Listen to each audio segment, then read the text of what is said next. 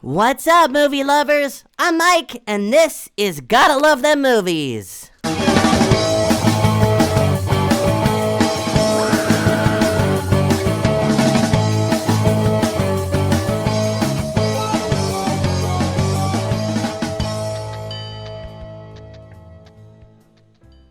Oh, you guys, welcome back to Gotta Love Them Movies, your daily dose of movie news. I'm your host, Mr. Mike Brown. I'm here all the time, and as my voice starts to adjust back to normal, I just sucked in all this helium from a balloon. Ladies and gentlemen, happy birthday to my beautiful fiance. Today is her birthday, hence the celebratory balloons. I thought that would be kind of a fun gimmick. Just kick the show off with. Maybe some of you liked it. Maybe some of you didn't. Great.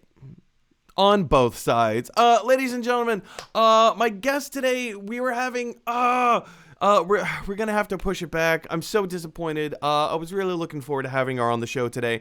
It's been advertised. Elizabeth Kotite. She's been a friend and an improviser with me for many years, and I was looking forward to talking with her on the show today. And unfortunately, we couldn't quite get the technical aspects worked out before the start of the show, so we're gonna push her back till next week. So don't worry, she's still coming. Very much looking forward to having her on the show. But until we can make that happen, you're stuck with me. Sorry, guys. But we do have some really fun things to talk about today. Some interesting things have popped up in the news. Some things expected, some things not so expected, and we'll kind of talk about it and break it down.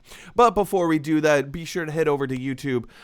Type in Gotta Love Them Movies. In the top right-hand corner of the screen, you're going to see a little box that says subscribe. Go ahead and click on that button. What clicking on that button does is helps us to widen our subscriber base. And with the more subscribers the channel gets, the more watched content the channel gets, which means I get to make this show my full-time job. So I very much appreciate that. And, yesterday I put a blast out on Facebook saying, like, hey, everybody, I'm being furloughed from my flight attendant job. So please, please, please go over and subscribe. If you want to support me, subscribe to the channel. And many of you did. And I can't tell you how much that means to me, how impactful that is. It's a wonderful and beautiful thing. So thank you. I can't thank you enough. It's just a wonderful, beautiful thing. So I highly encourage you, please click that subscribe button. And of course, as soon as we hit 1,000 subscribers, the live portion of the show will move from Facebook to YouTube. So just something to keep on your radar there. Of course, if anyone has any questions, movie-related questions, television show questions, or even comments, if there's some news dropping on the entertainment websites, anything you have a question about, something you're like, oh, Mike hasn't talked about this yet, let's make sure that he gets it in. Be sure to write your comments and questions and send them all to gottalovethammovies@gmail.com. And as long as it's family friendly, we'll put it on the show and make your comment or question a live or a main topic on the show. All right, guys, so with all that down and out of the way, now it's time to go over and take a little bit of movie news. What?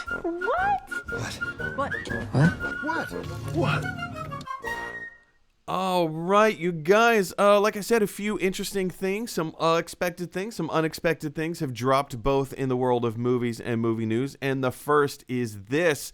We knew that there was a 7th Transformers movie on the way. Like, this has been announced for a while, and we knew that indie filmmaker Stephen Caple Jr. has been attached to direct.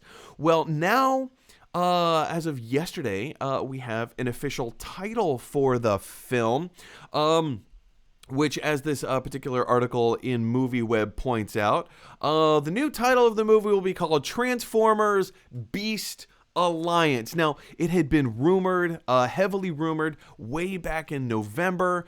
Like when they announced the writers for the new Transformers movie, it had been heavily rumored that this was going to be kind of like a Beast Wars kind of movie. But again, it was rumored. Nobody knew anything. Now we have the official title Transformers Beast Alliance, which kind of, in the title in and of itself, confirms that we are getting a Beast Wars movie. Now, will this take place on Cybertron? Will this take place on Earth? I tend to think it's probably going to take place on Earth, as all of the Transformers movies have. The opening to Bumblebee was probably my favorite part of any of the Transformers movies, period. I want to see more of that. And I think a lot of people are with me. I want to see what the Transformers do on their home planet of Cybertron. I want to see the rise to power of Optimus Prime. I want to see like how these characters, how these individuals interact with each other on their home planet. Yeah, like I understand like the need for a human component, and I understand why they're doing it the way that they're doing it, or rather the way they have done it. I just want to see more stuff on Cybertron. Like, take out the human element. I don't think you need the human element. It's this false idea that in order for a human audience to connect with a fantasy movie, you need to have human-like characters. And that's not true. That is completely not true. Look at almost any Pixar movie ever. But Mike, Pixar movies draw from real life. They're about fish, and we can connect to fish. Fish exist. Or, I don't know, look at WALL-E. WALL-E's a great example. There were so few characters. There were like 2 characters in that entire, not in the entire movie, but like for a good portion of the movie. And look at how much drama that they created from that film. How much emotion that those characters were able to evoke with each other. It was beautiful. For a long time, WALL-E was my favorite Pixar film. Now that trophy goes to Inside Out, but still, as long as you make the Transformers characters relatable, who cares what they look like? Who cares that they're robots? I want to see a good movie about these characters. Now, with this particular thing, let's go over and talk about the writers for a second. We've known for a while that the writers on the movie are coming obviously from other franchises. Let's kind of talk about some of their credits real quick, right? So Joby Harold and James Vanderbilt are the 2 writers that Paramount has hired to write this movie. And, like I said, it was rumored for a while that it was going to be a Beast Wars kind of thing. Joby Harold, he penned the script. He wrote the script for the most recent King Arthur, Legend of the Sword. That movie did not go over very well. That movie did not go over very well at all. And then we have, oh shoot, I just forgot his name. The other dude. It's in here. Oh shoot, I'm sorry. Okay, so Joby Harold also worked on some of the John Wick movies. He did John Wick 2 and 3. Okay, cool. Good action. It had some, like, those movies had some really good action in them. Not great story in any, arguably there was a decent story in the first John Wick. John Wick 2 and 3 was all about the action. It was a loose thread of a story just to give us an excuse for big action and fun action at that. So I think we can expect like some good fun action from this next installment of Transformers 7 Beast Alliance. But also look at some of the stuff that James Vanderbilt has worked on. Good old Jimmy Vanderbilt. He did The Rundown with The Rock. The Amazing Spider-Man, which I enjoyed. The Amazing Spider-Man has mixed reactions. Some people really don't like the Amazing Spider-Man franchise. Some people are okay with it. He also did Independence Day Resurgence. Ouch. He was, and as this article points out, he was best known for writing the script for David Fincher's Zodiac. So there's some hits in there, and there's some misses. And when they miss, those are some big misses. So the new movie, Transformers Beast Alliance, directed by Creed 2 director. Now, Stephen Caple Jr., it should be noted, he directed Creed 2, but up until that, he hasn't done a lot. Well, I'm sorry. It's not that he hasn't done a lot. it's all indie stuff, and I'm not saying his indie stuff is bad. I haven't seen any of it. I still have yet to see Creed 2. I know Creed 2 got a decent reaction, not as good as the first one, but, a good, solid sequel that people enjoyed. And, I mean, hey, that's a huge accomplishment right there. But going from Creed 2, jumping into, which is arguably, I understand, like, going from an indie filmmaking perspective into a movie like Creed 2. I think that logic tracks. But then going from a Creed 2 to a Transformers movie, maybe this is going to be the best one yet, because he has that indie storytelling background behind him. I don't know. Especially when you have the writers from Independence Day Resurgence and King Arthur, Legend of the Sword. I don't know. I don't have the biggest trust in this. It seems like Paramount is kind of following in that kind of Warner Brothers step of, our butts are being handed to us by Marvel. We need to get the ball rolling. We really need to make this something great. And Bumblebee was good. Bumblebee was really solid.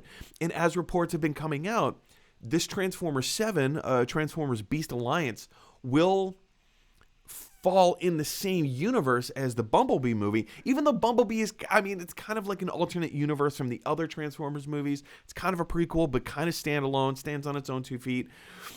I don't know. We're just going to have to wait and see for ourselves. But the question is for you guys, what do you think of Transformers Beast Alliance?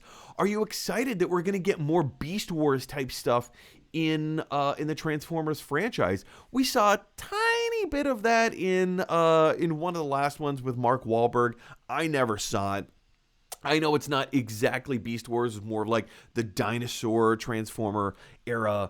So I get it. I haven't seen it. I'm not that invested in the Transformers movies. I don't like them that much at all.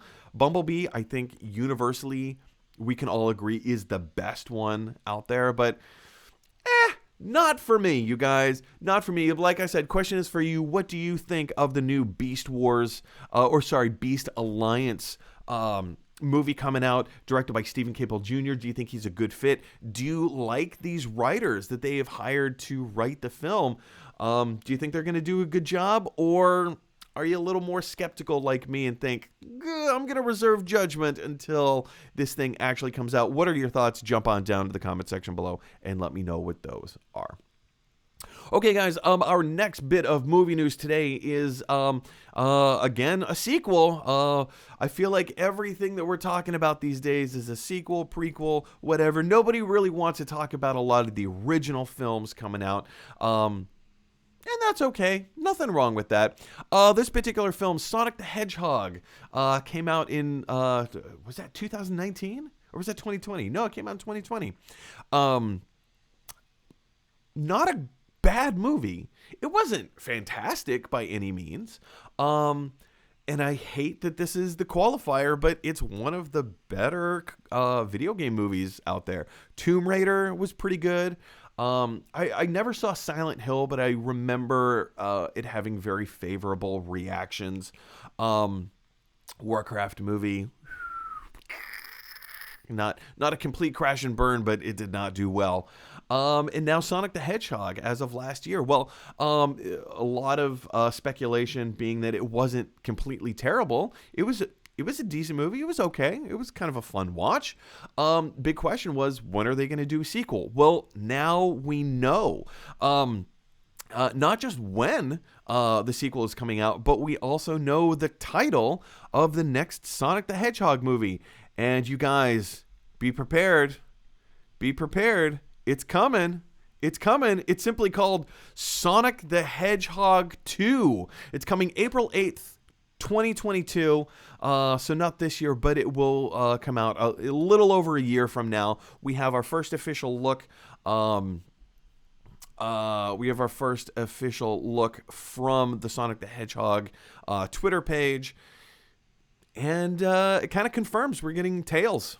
Tails is coming in the next movie. Now, we don't know who will be voicing Tails, but we do know that Paramount is looking at Jason Momoa to possibly be the voice of Knuckles. Says right here, it has also been reported, sorry, this is on MovieWeb. It has also been reported that Knuckles will stay true to his video game incarnation, meaning that he will be able to both glide and climb walls, just like in the video game. Goes on to say the casting process may have now come to an end, with recent rumors that Aquaman star Jason Momoa has been offered the Knuckles role. Paramount have reportedly put the ball, quote, in his court. Yeah, so we might have Jason Momoa voicing Knuckles. We don't know who's going to be voicing Tails. In my mind, I don't know why, but I've always associated David Hyde Pierce with Tails. This is a completely bizarre thing, right? This is completely bizarre. Maybe it was because the video game came out in the height of maybe at the height of the powers of Frasier, and I was a huge Frasier fan. Still am a huge Frasier fan. It's my favorite television show of all time.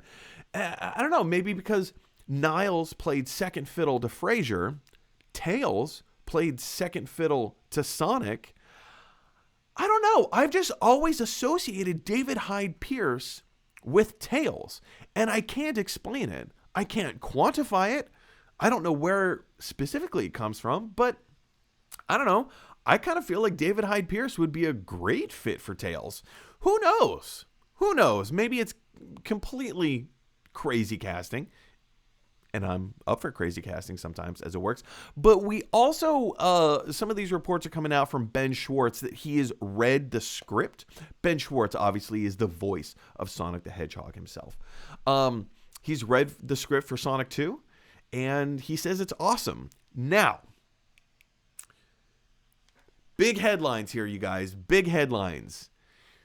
Main actor of a franchise, of a movie, says upcoming movie is awesome. Okay, great. Like, what else is he supposed to say? Oh, no, I read the script and it was terrible. Nobody's going to say that. He's getting paid to work on this movie. Of course he's going to say it's awesome. Even if, like, Bob Hoskins, I guarantee at one point before Super Mario Brothers came out, I guarantee at some point he said, oh no, this Super Mario movie, it's going to be great. It's going to be fantastic. You've never seen anything like it. He was totally hyping up that movie. He was getting paid to. Same thing, Ben Schwartz, getting paid to hype up Sonic the Hedgehog. Dose. So I mean, take that with a grain of salt. This movie could be terrible, but we all kind of thought that the first Sonic the Hedgehog was going to be terrible. Even if you didn't, come on, let's be real talk. Real talk. You kind of knew in the back of your head, there's a possibility this movie might be completely terrible. We were all expecting it because traditionally video games don't work, right? So for when the movie came out, we're all kind of pleasantly surprised, right? Even the Pokemon detective movie, that was kind of fun. It wasn't terrible. It's kind of one of the better video game movies out there. So we got teased with Tails at the end of the first movie, right?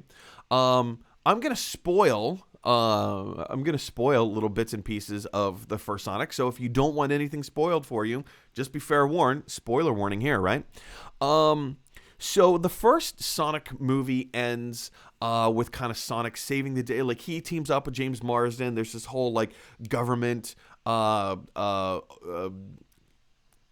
thing, I guess, entity looking for Sonic. Oh, we have an entity from another dimension. Oh, we need to go investigate this. What's going on, right? And so of course Dr. Robotnik gets involved, played by Jim Carrey, which easily the best part of that movie. And it was kind of nice to see Jim Carrey return back to his silly, zany, wacky roots, right? And then progressively, as the movie goes on and on and on, he becomes a little bit crazier, and he gets a little bit more Dr. Robotnik-y, right? So, of course, like, Robotnik is out, and he causes some kind of a doomsday, whatever, something, blah, blah, blah. Sonic saves the day. He stops Dr. Robotnik. He opens up a wormhole to go back to his home world. Dr. Robotnik gets sucked into Sonic's home world. Sonic goes back to his home world. all is wonderful, right? Bye-bye, James Marsden. I hope James Marsden is not in the sequel. Now, at the very end of the movie, just before the Tails spoiler, we see... sorry, I lost my train of thought. We see Jim Carrey as Dr. Robotnik, like his head has been shaved, he's grown like this big huge bushy mustache, and he's learning how to control this new environment in a scientific method, right? So of course we can kind of tell, like, for a Sonic 2, it's probably going to pick up from this point. It's the version of Dr. Robotnik that we saw at the end of the first Sonic movie is much more in line with the Dr. Robotnik that we know from the video game. So I'm looking forward to seeing a Sonic the Hedgehog movie that takes place entirely in Sonic's home world. I want to see the Green Hill Zone. I want to see Sonic and Dr. Robotnik fight it out, duke it out in this world. I'm sick and tired of seeing fantastical characters, fantasy characters, open up a wormhole that brings them to our Earth reality, and then now we get to see He-Man and Masters of the Universe in New York City. I do not want to see that. I do not want to see Sonic the Hedgehog in New York City, or in San Francisco, as the movie played out, right? I'm probably getting a little too worked up about this. It's a Sonic the Hedgehog movie, but I kind of enjoyed the first one, and if obviously they're doing a second, I would very much like to see this movie in the world that it's supposed to be in. I think Lara Croft Tomb Raider, the reboot with Alicia Vikander, I think that movie worked so well because they kind of stuck to the mythos a little bit. They stuck to some of the gameplay, but the atmosphere. They didn't take Lara Croft Tomb Raider and put her in outer space. That's not who Lara Croft Tomb Raider is. Sonic the Hedgehog does not roam around San Francisco. So anyway, those are just kind of my thoughts. Big question for you guys is, what do you think of the new title? What do you think of the new graphics? What do you think of the official declaration that Miles and probably Knuckles are going to be in this next movie? Do you want to see it in Sonic's home world, or did you actually kind of like the gambit, the storytelling gambit of them bringing them into our world? I'm interested. What are your thoughts? Jump on down to the comment section below and let me know what those are. Okay, guys, we have two more bits of movie news. Zack Snyder's Justice League, the 4-hour cut of Justice League, is being slowly amped up over social media. It's coming out on March 18th, I believe. I think I have that date correct. It's coming out on March 18th.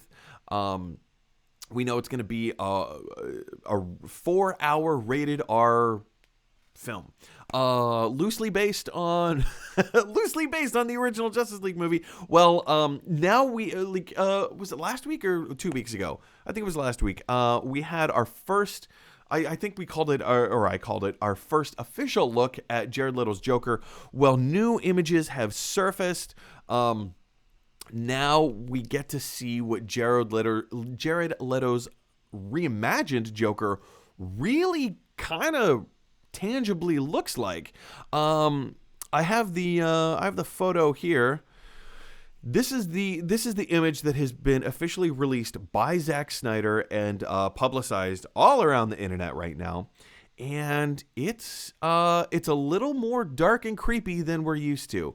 Take a look at his clothes. It looks like he's wearing some kind of surgical gown that has blood all over it, but it also kind of looks like he's in some kind of a cell, like a holding unit cell, maybe in a sanitarium somewhere. Obviously, he's grown his hair out.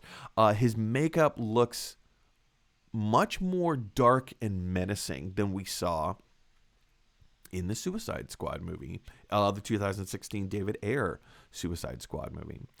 I don't know. It's grungy. It's dark. It looks kind of gross. And in some ways, this is how I want the Joker to look. This is not the gangster pop culture Joker that we saw in David Ayer's Suicide Squad. This is a much darker version. He no longer has tattoos all over his face. Whether that's just, caked in makeup, whether he dyed his face bleach white and then got tattoos and then put more bleach white makeup on, or maybe it's just makeup, or maybe, I don't know, maybe he got the tattoos removed. Who knows? This is a much darker version.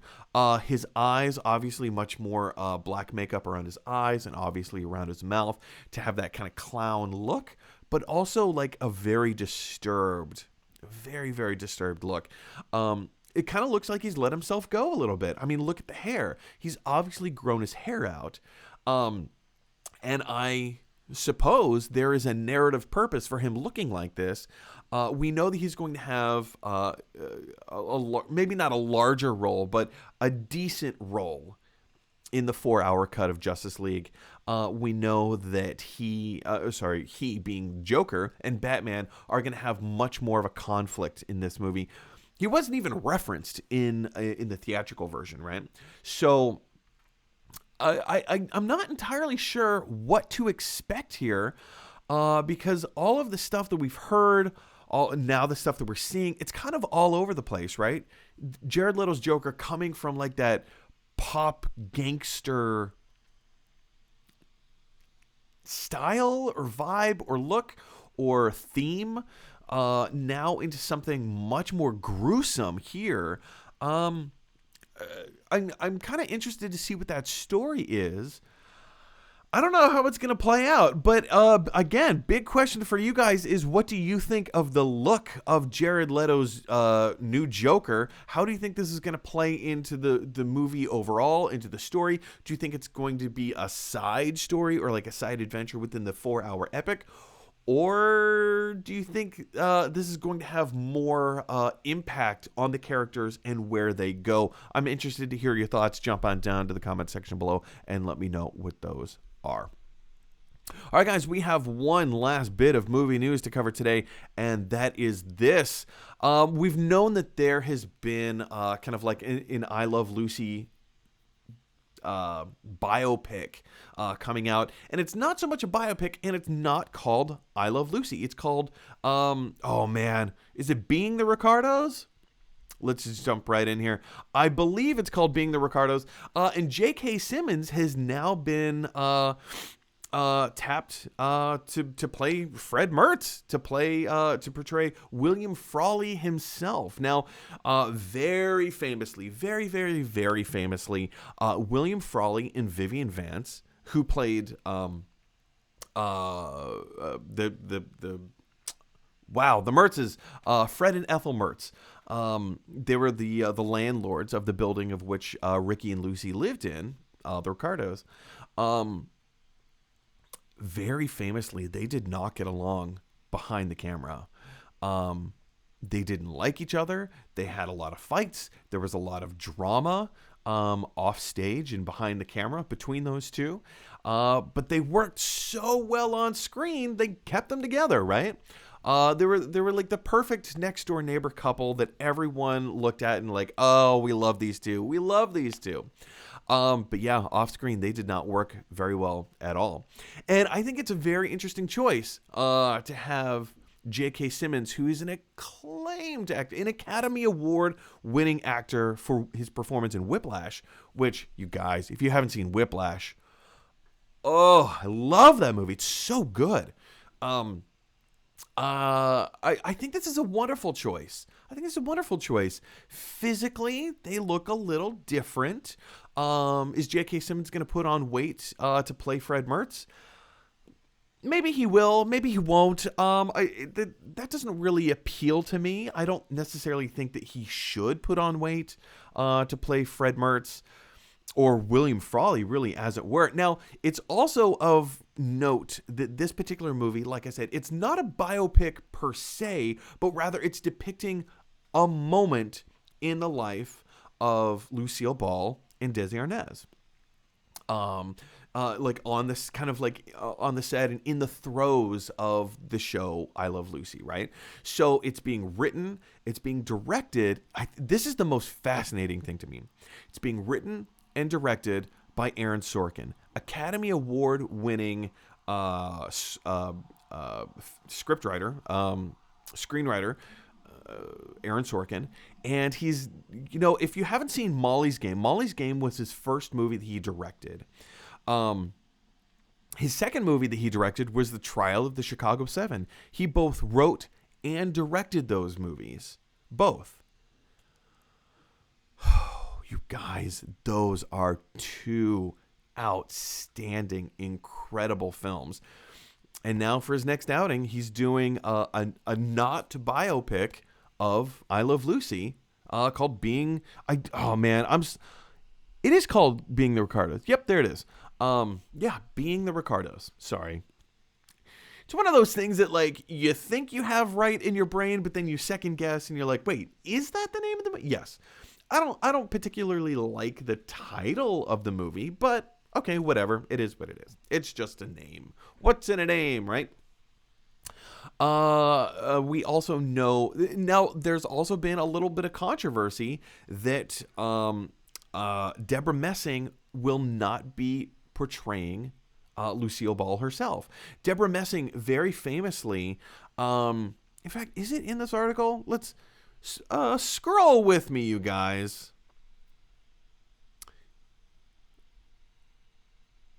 Okay, so here we have a side-by-side look in the lower portion, right here. We have Lucille Ball and Deborah Messing side by side. Now, Deborah Messing very famously portrayed, or rather did an impression of Lucy Ricardo, not necessarily Lucille Ball, but Lucy Ricardo on Will and Grace. And this was the makeup that hair and makeup that she had done. She looks like Lucille Ball.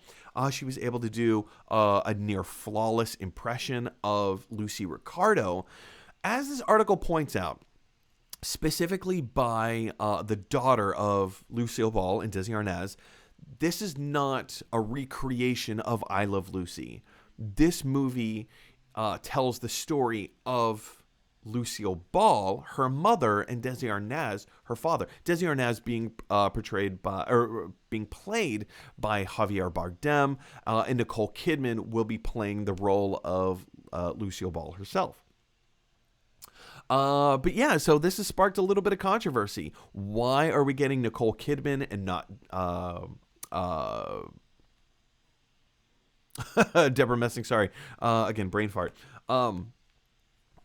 I don't know. I would kind of like to see Deborah Messing. I'll be honest. I think Nicole Kidman is one of those actors who has kind of lost her spark a little bit. I don't think she is currently as good an actor as she was maybe 15, 20 years ago. She was on the top of her game. Do you remember Cold Mountain? She won an Academy Award. That movie won Academy Awards. Renee Zellweger won an Academy Award. Nicole Kidman at the height of her powers. I don't think that she's as sharp as an actor as she once was, which is why I would actually really like to see Deborah Messing in this role. But that's just me. Okay, whatever. They have a very specific vision. I also understand Aaron Sorkin is a master scriptwriter. He's a master storyteller. And now he's kind of turning into a master filmmaker himself. But big question for you guys is, what do you think of J.K. Simmons in the role of William Frawley? I think this is a great move. I'm really looking forward to it. I think he's going to add a lot of gravitas to this particular role. I'm very much looking forward to it. Like I said, what are your thoughts? Jump on down to the comment section below and let me know what those are. All right, guys, we have a little extra time. I was going to save this for tomorrow, but I kind of feel like we've got a little extra time on our hands, so why not? Why not? So let's bring this up. Deadline is reporting via Variety, or rather, Variety is reporting via Deadline. Brace yourselves. There's a Wizard of Oz remake coming. I'm kind of two minds about this. I have one foot firmly planted in both camps, and I'll tell you each camp. Camp number one, nope. Not having it. We don't want it. The other camp is, well, it's kind of been like close to 80 years since this movie came out. I mean, maybe it's time for a remake? And even then, I say I have 2 feet firmly planted in both camps, but as you can tell, my isn't all that firm itself. Okay, so here's where I stand with this. Now, first of all, director Nicole Kidman, she's very famously created the tone and the style and directed multiple episodes of the Emmy-winning award show Watchmen on HBO, or now I guess HBO Max. Wow, that is a great show. It is truly a great show, you guys. So I have faith that it's actually going to be kind of cool, that it could be really, really good. There's this voice in my head that says, if you're going to remake something, if you're going to reboot something, what is it? Like, what new things do you have to say about the world that we're living in, right? And I understand a lot of film, a lot of television is just entertainment. Is there a need for any film or television? No, there is no need for storytelling. We enjoy it. It's a big way of how we learn. But when you get down to the survival tactics, we need food, we need clothing, we need shelter. We do not need storytelling. Subjectively, I guess. So do we need a reboot of Wizard of Oz or a remake of Wizard of Oz? No. There have been so many different Wizard of Oz incarnations. There was the original black and white version of Wizard of Oz. And even before that, there was a silent movie of Wizard of Oz. So the classic 1939 Wizard of Oz movie that we all know and love in Technicolor with Dorothy in her ruby red shoes, played very famously by Judy Garland. That was in and of itself the third time this movie had been remade. And then, we have so many spin-offs. There was a TV show called Tin Man. There was The Wiz with Michael Jackson. There was, oh my goodness, sequels of Return to Oz. Do you remember that crazy movie? I love that movie. There was James Franco in Oz, the Great and Wonderful Oz, or The Great and Powerful Oz, or something like that. There have been so many incarnations of the Wizard of Oz. My thinking is just do a completely different thing. But I don't know. I've always had this theory that there are some properties, and I put Back to the Future in this category. I put the original Jurassic Park in this category. Jaws is in this category. The Godfather is in this category. There are Lord of the Rings is in this category. There are some movies, some properties. Footloose is in this category. Are so beloved. Casablanca is in this category. Psycho is in this category. There are some movies and some properties that are so perfect the way that they are. There's no way that you're going to catch lightning in a bottle a second time. I mean, maybe. I don't see it. I don't see. I mean, if you're going to do something, if you want to do a Wizard of Oz spin-off or a Wizard of Oz, maybe my mouth is parched. If you want to do a Wizard of Oz property, I would be much more, and we're also getting a Wicked movie. Wicked Broadway show, highly successful. So many different versions of this. Frank Baum or Frank L. Baum. I think it's Frank L. Baum's book. I would be much more inclined to see something completely different, but that's just me, and I feel like maybe a lot of people would agree with me in that regard. Having said that, my original argument of saying, like, it's been like 80 years? What, like 82 years at this point?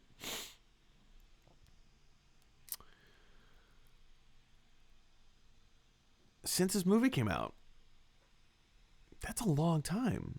So, I don't know. Maybe they could redo it. Maybe they could update it. I'm getting a lot of Annie vibes here. There was the original Annie from the 80s with Carol Burnett. Why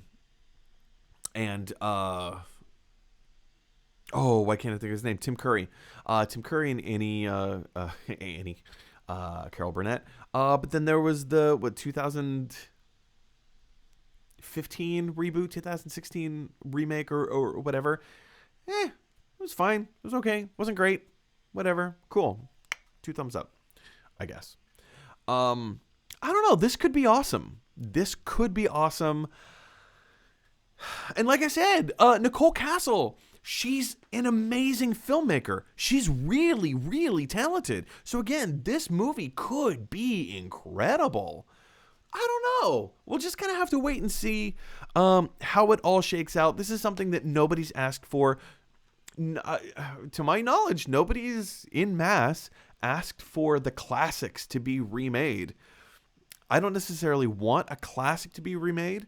If you're going to remake something, find, again, perfect example, Ocean's 11. If you're going to remake a movie, take a property that was okay, or bad, and then improve upon it. The remake of Ocean's 11 was incredible. The original Ocean's 11, nope, not so much so.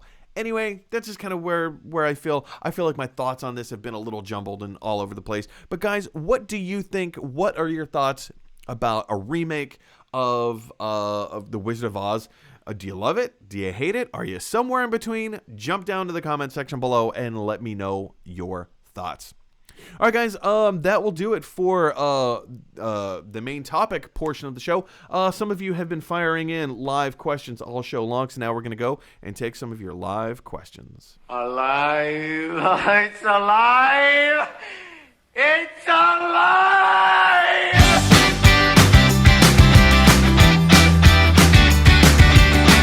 All right, guys, like I said, some of you have been firing in live comments and questions all show long, so let's start here with this. Matthew Wiles, all the way from Leeds in the UK, says, why do they keep having Transformers on Earth? Yep, my thoughts exactly. I so want to see Cybertron, and what happened?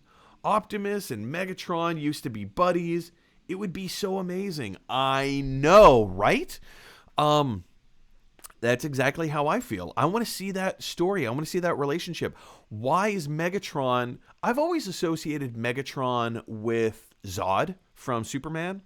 In my mind, Megatron is that military leader who knows he's right and he's trying to do the right thing to save his people. And Optimus Prime is Kal-El. He's the guy who's like, no.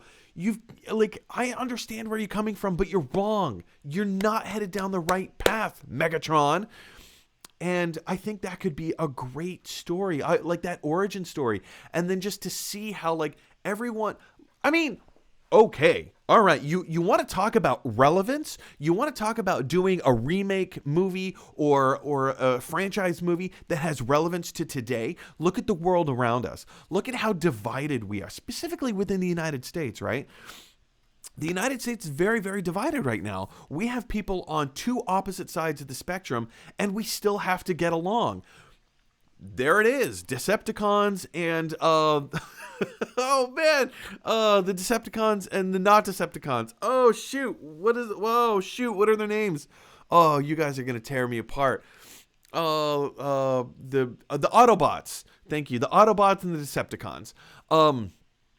You have these two warring factions that didn't necessarily always used to be like that against each other. Yeah, this one went this way. Yeah, this one went this way.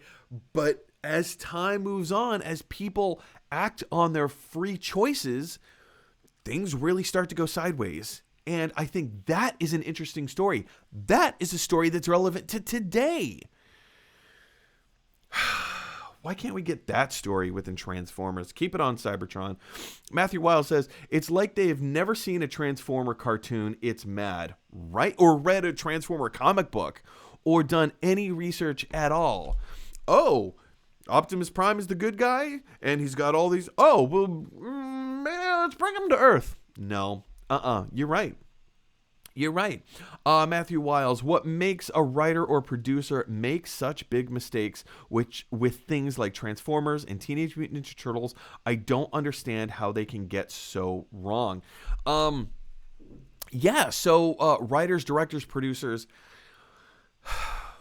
it's called show business and not show screen accuracy. Unfortunately, we all wish it was called show screen accuracy, but it's not. So when it all comes down to the producers, right? It all comes down to the filmmakers and not necessarily the director. Sometimes the director gets hired to do a job that they're not passionate about because you know why? They need to work.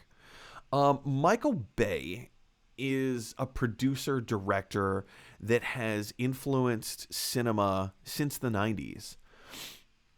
People used to really love his movies, and now he's kind of become the butt of his own joke. He didn't even know that he started telling. When you get some of these producers, like Michael Bay, it's easy to kind of track his logic. He starts with like really incredible films like Bad Boys and The Rock and Con Air. And he does like these really great over the top Face Off. Arguably one of his best films. He does like some of these. Wait a second. Hang on. No. I need to fact check myself. Face Off, I believe it was John Woo. Hold on a second. Face Off. Woof! Sorry about that, you guys. John Woo. That was a near cardinal sin. Simon West directed Con Air. I did not realize that. Okay. So, but you see where I'm going here with this, right? When you get producers like Michael Bay who kind of build their reputation on this one style, and then they get their hands on like the Transformers franchise and like, okay, awesome, cool. In theory, in concept, that sounds awesome. That sounds really cool. Okay, yeah, he had a huge flop with Pearl Harbor. Okay, huge flop with Pearl Harbor. But boy, oh boy, you have Steven Spielberg as an executive producer on a Transformers movie. You like all your brain should be firing so many synapses all at once to say, yes, great idea. You get Michael Bay from The Rock. Yeah, great idea. Bad Boys. Yeah, great idea. Let's do this, right? So it sounds like a great idea on paper. And then you craft a story, and it's not just Michael Bay in the Transformers or the Paramount version of Ninja Turtles, or the Michael Bay Ninja Turtles for that matter. You bring on people who aren't all that passionate, who get paid a lot of money to do this. They do limited research. And it sucks because we live in a world where the Marvel Cinematic Universe exists, and they honor the comics and the stories so well that now we compare all of these other franchises. Well, how come you can't do Ninja Turtle? Like, of course, you guys know I'm a huge Ninja Turtle fan. I mean, look at that right there. Boom. Ninja Turtle stuff all over this place, right? Boom. Right there. Triceraton. There's a deep cut. you get these people hired to do these jobs that they do limited research, and now we're getting these huge, massive franchises compared. Like, had the Transformers franchise come out in the 90s, everyone would have loved it. Everyone would have loved it because it would have been the essence of Transformers, but it's its own thing, and it's but now when we compare them against movies like the Marvel Cinematic Universe or movies in the Marvel Cinematic Universe that really honor the stories of the comics, yeah, there's a couple misses in there, but for the most part, those are great movies. I think that's why, like, producers look at money. They look at, all right, so we made this movie for this much. It made that much in theaters. Let's do it again. Let's keep the same formula. We don't necessarily need to honor the material of where it came from, as long as we do kind of like a decent job. Like, keep those explosions. That's what keep. And I hate to put it on the shoulders of the audience, but it's also kind of our fault, in a way. If we boycotted the Transformers movies and we just didn't go because we know they're going to be bad, if Transformers made $10 million in theaters as opposed to $500 million in theaters, they would not make another one. And if they did, it would be a long time, and they would completely change the format and really look at the DNA of the script, and why it didn't work, and the filmmakers and why it didn't work. That's why. Part of it is our fault too. Matthew Wiles says Bumblebee is only a prequel if you ignore Last Night. I understand that you're talking about Transformers The Last Night, but I don't know what that movie is. I refuse to acknowledge it existed. Again, I don't understand, with so much material, how can video game movies get it so wrong? This is, again, the theme of today. This is what we're talking about. Video game movies follow... Video game movies try to capture the essence of what the thing is, but the problem in that is that a lot of times, not every time, but a lot of times, what makes the video game fun is the gameplay aspect. Yeah, they have great stories and you can kind of like recreate a story, but without the challenging parts of the gameplay itself, you can't have an audience play a game in a movie unless technology develops that far along. You know, VR might be able to make that happen in the not so distant future, but it's the gameplay aspect that really keeps audiences coming back. Now, I keep coming back to Tomb Raider. Tomb Raider is one of the better video game movies ever made, the one with Alicia Vikander. They keep the spirit. It's Indiana Jones, right? That's all it is Indiana Jones. But like a modern day Indiana Jones, right? So the thing about the game Tomb Raider is that there's puzzles. There's always puzzles that she needs to figure out, or rather that you need to figure out.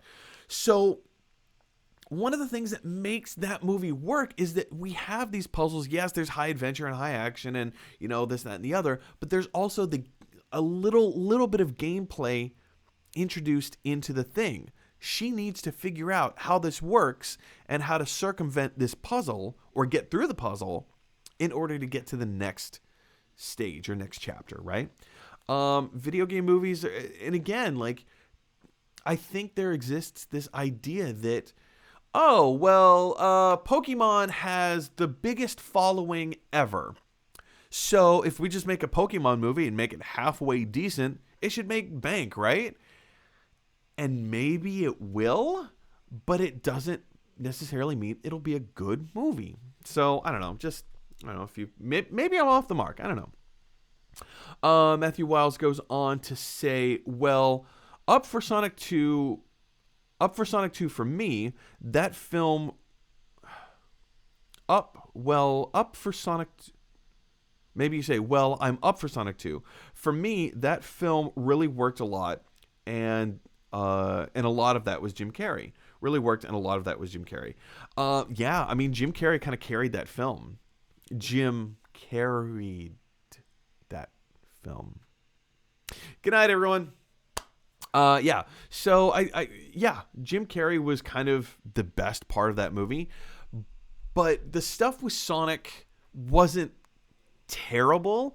It was just it was the kind of movie that would have worked so well in the 90s. The Sonic the Hedgehog movie would have worked so well in the 90s. I mean, it's that classic story of, hey, let's take this fantasy character and bring them into our world, into San Francisco, right? Into the world that we all know and love, and let's see what they do there. And then, obviously, Jim Carrey was like the king of the 90s. That movie would have done so well in the 90s. It did moderately okay. It was okay. It was fine. Held my attention. I laughed a little bit. In fact, you know the scene when they're Sonic and James Marsden are like driving through the country and they stop at like a biker bar or something, and back behind the bar, up on the shelf, back behind the bartender, there's a little toy. Had I thought about this, I would have brought the picture up, but there's a toy. It's an animatronic bartender standing behind a bar, and instead of making drinks, he blows bubbles. I think that like these are the only two actions that the animatronic bartender does. My father had that exact same bubble blowing bartender toy animatronic thing in our house growing up. He had that, and there was like a monkey that somehow, like, I think it was he put his dipper into like a drum. Instead of beating the drum, he was like dipping his dipper into bubble juice or whatever. Bubble juice. Anyway, so for me, I thought that was a really cool connection to the movie. Because again, like, my father had passed a few years ago, and I saw this toy from my childhood that was like close to my dad, and blah blah blah, whatever. So I don't know. It was a fun connection for me. But yeah, Jim Carrey was easily the best part of that movie. Matthew Weil says some of it was because they reworked Sonic after listening to the fans. Agreed. Possibly that was a marketing ploy, but it definitely worked for me. Made me think I stuck it to Hollywood. In a lot of ways, yeah. I mean, very few times have fans ever banded together and made real change in the world. The first, maybe not the first time, but a prominent time was in Sonic when they released the original images of what Sonic the Hedgehog was going to look like in this movie. The fans uproared. Oh man, oh boy, did they roar loud and furiously, right? So then the filmmakers pushed the movie back a few months. They reworked the character and the design, and they changed the look of Sonic so that he looked more of like he does in the video game. And great, awesome. And it was a good change. Fan uprising isn't always necessarily the best thing, because it means you have multiple cooks in the kitchen, and when we all know what that happens, what happens when that, you're gonna spoil the soup. But in this case, it worked, and it worked well. But yeah, sometimes it is kind of fun to band together and stick it to the man. Matthew Weil says, is the Snyder Cut going to be all grayscale? You texted me this question the other day, and I forgot to respond to it. I'm going to go out on a limb and say yes. I have a feeling that they're going to release two cuts of the film. Two versions of the film. Color and chrome. For the most part, I don't think a lot of people are going to want to watch a chrome version of Justice League. So I do think that they are going to release it, but much later, and they're going to release it quietly. But yeah, I do think that there is going to be a version of that available. Maybe not immediately, maybe not on March 18th, but soon. Shortly thereafter. I do think they will. Matthew says, what could a grunge Joker possibly bring to the Justice League movie? Great question. I don't know. Hopefully some great music from Nirvana or Green Day or Alice in Chains. Can you imagine an Alice in Chains soundtrack to a Justice League movie? Yeah! I so want to see that now. Oh. Dum, dum, dum, dum, dum. Oh, man. That would be great. That would be great. Or even Pearl Jam. Can we get some Pearl Jam up? Oh, man. If you had Nirvana, Green Day, Pearl Jam, and Alice in Chains as the basis of your soundtrack to a Justice League movie, I'm in. I almost did that. Whoopsh. Do you remember that, like, that thing that people did in the 90s where, like, you hold your fingers like this and then you just slap your... I was never really able to master it, but I don't know, whatever. But yeah, what is a grunge Joker going to bring to a Justice League movie? I have a feeling it's going to change the tone a little bit, so it's much darker. I mean, the theatrical version of Justice League was kind of dark in tone. Not completely dark in tone, but kind of. I think this version of Joker could bring, like, real terror. Do you remember the Fant Four-Stick movie? Partially directed by Josh Trank. He wanted to do a real hard David Cronenberg body horror kind of movie. And, of course, halfway into filmmaking, studio got involved and the whole thing fell apart. That could have been really cool. That could have been really cool. Not that there's going to be a huge connection between the Fant Four-Stick movie and the Justice League movie. Or rather, the Justice League Snyder Cut movie. But it could. Dread terror. I mean, like, let's go back to this photo for a second, shall we? Look at the clothes that Joker's wearing. They're covered in blood. He's wearing, like, very obvious surgical clothing. And he's covered in blood, and the expression on his face is of maybe he didn't quite get to finish his work, or maybe he's contemplating, like, how to cut his victims apart. Those are the images that are being evoked for me right now, at least.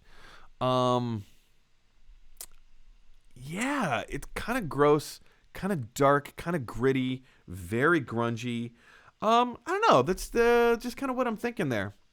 Matthew Weil says you can't remake Wizard of Oz without remaking Michael Jackson's The Wiz. I would like to see a remake of The Wiz more than I would like to see a remake of Wizard of Oz. I would. Get a whole new soundtrack, but keep the spirit of it. I would very much like to see that. I think that would be really cool. And our last comment of the day comes from Karen Alties, who says, "Hi, Mike." Well, hi, Karen. How are you? I hope you're well. I hope you're just living life to the fullest. Happy my fiance's birthday to everyone, especially you, Karen, because you chimed in last. You guys, this will do it for today's episode of Gotta Love Them Movies. I cannot thank you enough for all of your comments and all of the questions and talking points that you've brought up today. This is my favorite part of the show, and we rarely get to do it. I love talking to people. I love having a conversation. I love it when people drop comments and we get to have this dialogue. For me, it's much livelier and just much more fun. Anyway, so thank you so much for engaging and just being a part of the community. Anyway, guys, this will end our show today. If you like this video, click like. If you really like this video, click subscribe. And if you really, really like this video, click share. Because that is exactly what Jared Leto's reimagined Joker would want you to do. All right, guys, my name is Mike Brown. I'm here all the time. We live in a weird, crazy world where everybody has their own thoughts and opinions, and sometimes those thoughts and opinions clash. So if you have an opportunity to infuse a little bit of kindness into the world or to speak kind words to each other, please, I implore you, take those opportunities. As always, send me an email if you want to get a comment or question on the show as a main topic. So just do that at gottalovethemmovies@gmail.com. As always, in the words, I do this all the time. Why do I do this? Where are we? In the words of Bill and Ted, be excellent to each other. I'll see you guys tomorrow.